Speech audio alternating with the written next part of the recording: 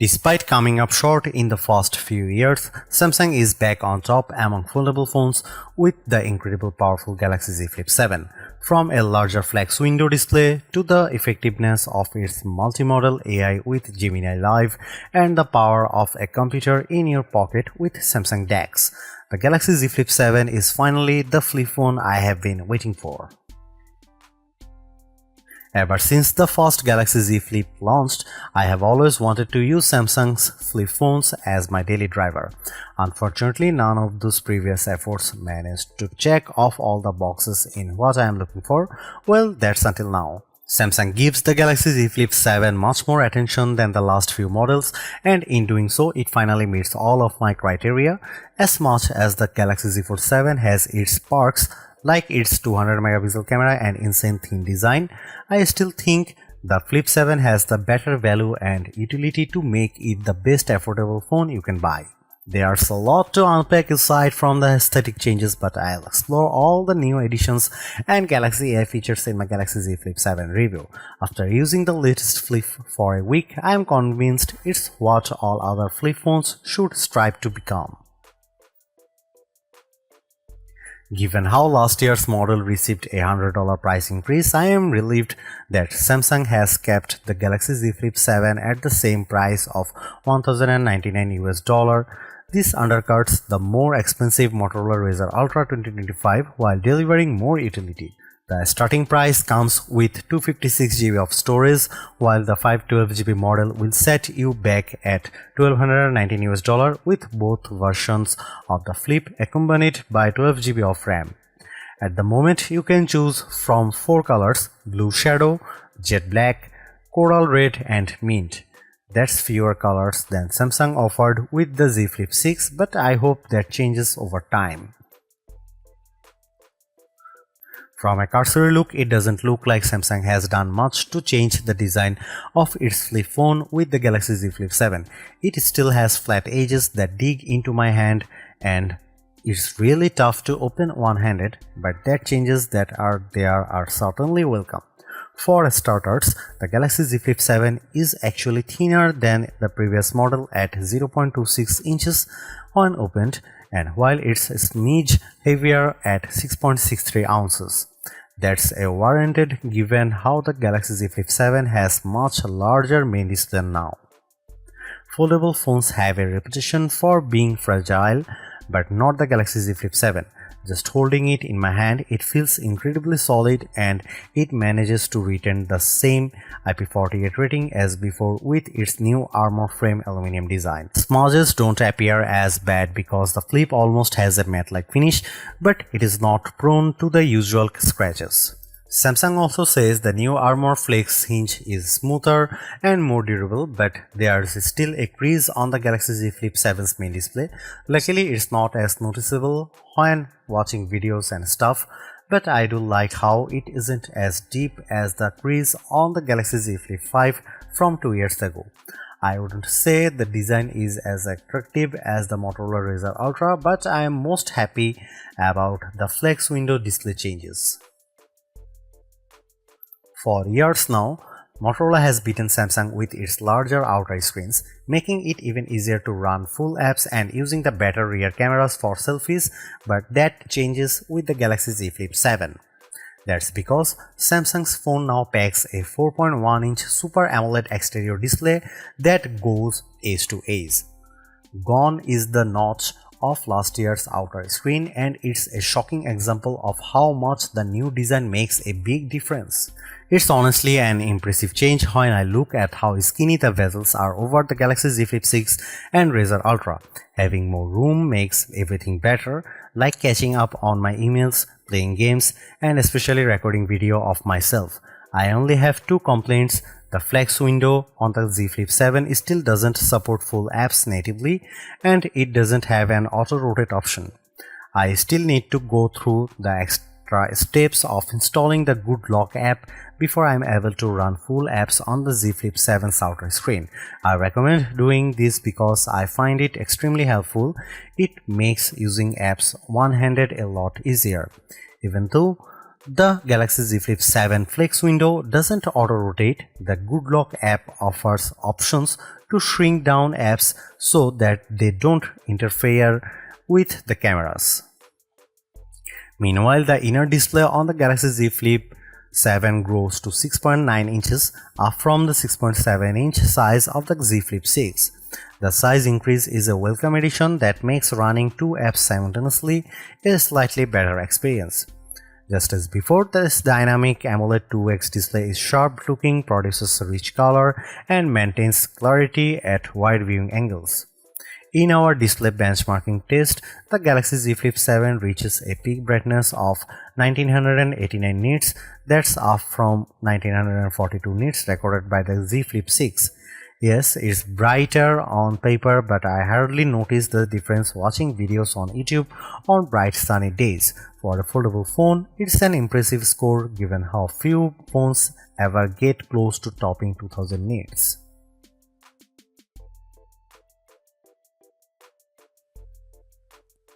Sadly, Samsung doesn't give the Galaxy Z Flip 7 any big upgrades like what it does with Galaxy Z Fold 7. I am disappointed for sure because the Galaxy Z Flip 7 specs hint at the same exact cameras as before, a 50MP main sensor, 12MP ultra wide and a 10MP selfie. Even their apertures are identical to the Z Flip 6, which leads me to suspect that any improvements will be driven largely by the phone's updated Pro Visual engine. However, I will say the Z Flip 7 is the best camera phone for creators due in part of the utility of its flex modes. When you shoot photos and videos as much as I do professionally, you will appreciate how these modes make it much easier to get the shots you want. Samsung offers the most robust camera software out there. The Z Flip 7 has everything I want like manual video controls, portrait mode, LOG recording, and much more. These are tools much like on my mirrorless camera, making the Z Flip 7 the most versatile camera phone around. In fact, I argue it's even better than the Z Fold 7 because of its flip style design, but it also helps if the flip can take excellent photos and videos. Here are some camera samples of the Samsung Galaxy Z Flip 7.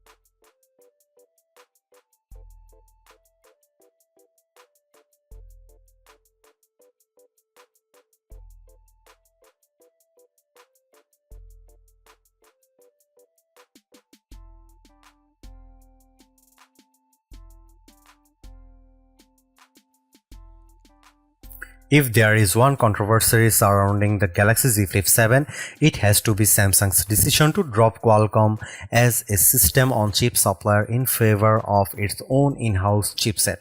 The Galaxy Z Flip 7 is powered by a deca-core Exynos 2500 chipset, which is manufactured using a 3nm process. I did had reservations about the Exynos 2500 affecting the Galaxy Z Flip 7's performance, but using the Galaxy Z Flip 7 daily during my testing has elevated them. Although the performance benchmark scores don't beat phones running the Snapdragon 8 Elite, they are not too far off. Take its single and multi-core Geekbench 6 scores at 2286 and 8079 respectively. For the Galaxy Z Flip 7, they aren't too far behind the Razr Ultra 2025. At the very least, the Z Flip 7 manages to beat out the Samsung Galaxy Z Flip 6. When it comes to graphics processing performance, there is not as much of a boost when I look at the 114.64 FPS average posted by Galaxy Z Flip 7 for 3D Mark's Wildlife Original Unlimited test. Don't get me wrong, that's still pretty smooth, but it's nowhere close to the 145 frame rate per second that the Razr Ultra achieves. I am not one to lean on synthetic scores because I value a phone's GPU performance based on my actual experience. After putting in some playing time with Age of Origins and Diablo Immortal on the Galaxy Z Flip 7, I barely notice any major differences compared to gameplay on the Razr Ultra. Spells that I cast in Diablo Immortal don't drop the frame rate of the game, while larger battle sequences in Age of Origins don't shatter either. However, the Exynos 2500 is laughably slow at rendering video. With Adobe Premiere Rush, it takes more than a minute for it to render, where the same task for last year's Snapdragon 8 Gen 3 powered Z Flip 6 took 43 seconds. That's a big difference that's tough to explain, but it could come down to how the Exynos 2400 is optimized specifically for video rendering. Due to its larger screen, the Galaxy Z Flip 7 benefits from a larger 4300 mAh battery, an upgrade from the Z Flip 6's 4000 mAh capacity. I would argue this is the main reason why the new phone is able to last longer in our battery drain test, where we have phones surf the wave until they run out power. It reaches an average time of 12 hours and 24 minutes before tapping out, whereas the Z Flip 6 lasted 11 hours and 1 minute running the same test. That's an improvement for sure, but it trails the even longer 15 hours and 42 minutes that the Razr Ultra 2025 achieves. Then again, Motorola's phone is packing an even larger 4700 mAh battery and benefits from better power optimization thanks to the Snapdragon 8 Elite. I have no complaints with the Galaxy Z Flip 7's battery performance based on my day-to-day experience so far, which gets me through my work day with no issues at all. At around bedtime though, I have usually found it running into power saving mode, so nightly charging is necessary with this one. While the battery life performance could have been better, I was hoping for Samsung to offset it by giving the Galaxy Z Flip 7 faster charging speeds. That's not the case here, as the new phone is still sporting the same speed as before. That's 25 watt wired and 15 watt wireless. After 15 and 30 minutes of charging, the Galaxy Z Flip's battery is able to get to 29% and 55% respectively. When I think about AI, I often remember Samantha, the AI assistant in the 2013 film Her, voiced by Scarlett Johansson. That's the epitome of how I could carry AI with me everywhere, and the Galaxy Z Flip 7 is the closest thing we have to that.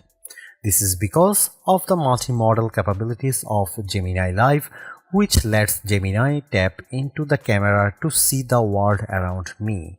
What makes the Galaxy Z Flip 7 a better AI companion than say the Galaxy Z Fold 7 is how its compact size lets me carry the phone in my short pocket. I have actually tried keeping the one half of the Galaxy Z Flip 7 with the cover screen on the outside of my shirt pocket, mimicking how Joaquin Phoenix's character carried around Samantha on his adventures. Now that's something you couldn't do with larger phones. Since Gemini Live is multimodal, I am able to ask about everything I am looking at. I used the assistant to check out the circuit breaker in my home to see if there is anything wrong with it because the second inexplicably lost power. To my surprise, Gemini was able to determine that one of the breakers were tripped, which I couldn't tell because it looked like it was in the on position, and it guided me on how to reset the breaker. That saved me from having to call an electrician to come out. Beyond Gemini Live, there are a few more new additions courtesy of Galaxy AI. Borrowing from the Galaxy S25 series from earlier in the year, the Z Flip 7 offers the Now Brief and Now Bar. They are useful additions, but I find the Now bar much more helpful due to how it essentially has rich live notifications. There is also cross-app actions, which leans on Gemini to perform complex actions all with voice commands. It works well across the native apps on the Flip to do things like researching the next time I have an appointment and reminding me, but I really want to see more support for third-party apps. Obviously, it's a work in progress, but it is still light years better than anything Apple Intelligence offers. Other new Galaxy AI features with the Z Flip 7 include a new audio eraser tool that also debuted with the Galaxy S25. For the average person, audio eraser lets them remove distracting or unwanted background noise from videos, but in my experience, it can sometimes cause my voice to sound a little too artificial when I get too generous with the noise cancellation.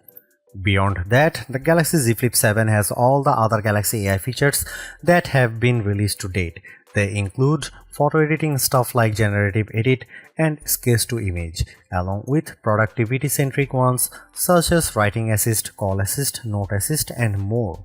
Even though there is not as many new Galaxy AI tools introduced here, the latest Flip still has one of the richest packages around. Usually, it's Google's Pixel phones that are the first to debut the latest version of Android, but this time it's Samsung with its One UI 8 software running on top of Android 16. Most of the changes come in the way of the new AI features I have already mentioned, like the Now bar and multimodal Gemini Live.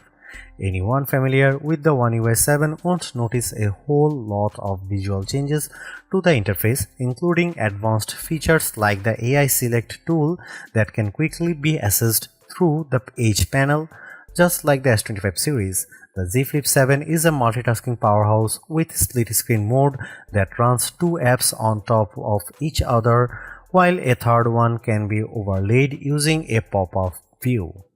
But the biggest addition to the software is the introduction of Samsung DeX, a feature I have been begging for. I never understood why DeX support was omitted from Samsung's Flip phones, but it's yet another reason why I believed the Galaxy Z Flip 7 makes a strong case in being a best phone contender. Samsung DeX gives me that desktop PC-like experience when I connect it to a monitor, which I find super helpful. Even though I have explained that Samsung doesn't make any changes to the experience here with the Z Flip 7, I am just stoked it's finally here. The Galaxy Z Flip 7 is the best foldable phone in my opinion. After using the Z Fold 6 for most of the last year, it's refreshing to switch it to a flip style phone. I'm especially glad it's much lighter, more compact device for me to carry around. Thanks to big upgrades like its larger flex window display, multimodal AI capabilities, and Samsung DeX, the Galaxy Z Flip 7 has all the ingredients in what I want in a phone, and it helps that it doesn't cost a fortune either. Over on the creative side of things, no other phone matches the utility of the Flip for what I want in a camera phone. Although the camera performance is barely improved from the Galaxy Z Flip 6, its rich camera app and handy flex window display make it more powerful to use. Motorola has dominated the flip phone scene for the last couple of years now, and while the Razr Ultra 2025 is a super upgrade, the Galaxy Z Flip 7 convinces me that Samsung is back on top.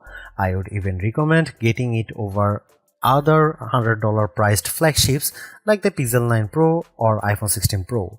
Those phones in no way can match the utility of the Galaxy Z Flip 7.